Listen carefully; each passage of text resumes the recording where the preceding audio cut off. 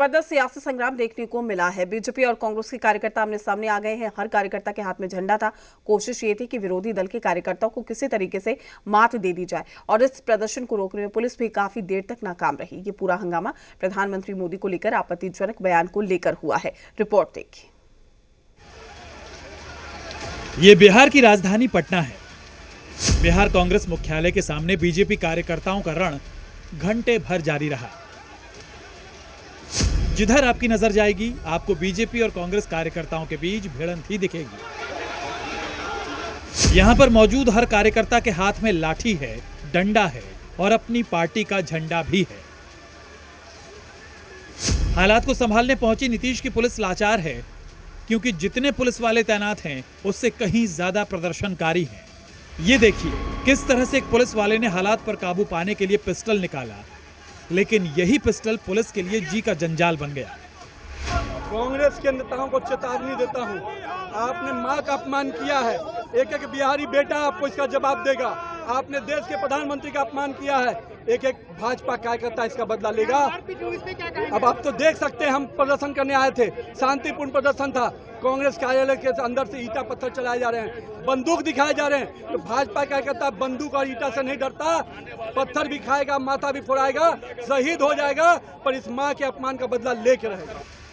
Bihar BJP नेता नितिन नवीन के मुताबिक बीजेपी कार्यकर्ता शांतिपूर्वक प्रदर्शन कर रहे थे, लेकिन इसका जवाब देने के लिए कांग्रेस ने भी अपने कार्यकर्ताओं को बुला लिया था और फिर दोनों तरफ से अपने अपने हिसाब से प्रदर्शन करना शुरू कर दिया। जिसके हाथ में जो आया अपने विरोधियों पर दे मारा। गाड़ी तोड़ा जा रहा है और ईंट पत्थर चलाए गए हैं। हम तस्वीर आपको दिखा रहे हैं, देखिए किस तरह के ईंट और पत्थर चलाए गए हैं। दोनों तरफ से कांग्रेस और बीजेपी की तरफ से जो है वो बचाने का प्रयास में लगी हुई है और दोनों तरफ से अभी भी डंडे फट्टे चल रहे हैं। तस्वीर देखिए, पहले कांग्रेस और बीजेपी के झंडे दिखाई दे रहे थे और अब जो है केवल बीजेपी के ही झंडे दिखाई दे रहे हैं। जमा करके रखते हैं ईंटा पत्थर ये कांग्रेस के लोग, राहुल गांधी और तेजस्वी के लोग। इस करोड़ाबाजी इन्होंने कहा है। हम लोग के दर्जनों कार्यकर्ता घायल हुए हैं और देश के प्रधानमंत्री की गरीब माता पर जिस तरह इन लोगों ने गालियां दी, नीचता की पराकाष्ठा कर दी और आज ये गुंडागर्दी पर उतरे हुए हैं। किसी हालत में भी बिहार की जनता और देश की जनता इसको बर्दाश्त नहीं करेगी। गाड़ी के टूटे शीशे सड़क पर हुए संग्राम की गवाही दे रहे हैं। पटना की सड़क पर ऐसा संग्राम आपको आने वाले दिनों में और भी ज्यादा दिख सकता है, क्योंकि बिहार में आने वाले दिनों में चुनाव है, इसलिए भी सियासी तनाव है। इन सभी के बीच पीएम मोदी के लिए अब शब्दों का इस्तेमाल करने वाले शख्स मोहम्मद रिजवी को गिरफ्तार कर लिया गया है।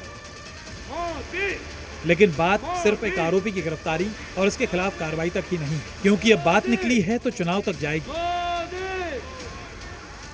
बिहार के बेमिसाल चुनाव से पहले ये सिर्फ ट्रेलर है। पूरी पिक्चर के लिए अभी थोड़ा इंतजार कीजिए।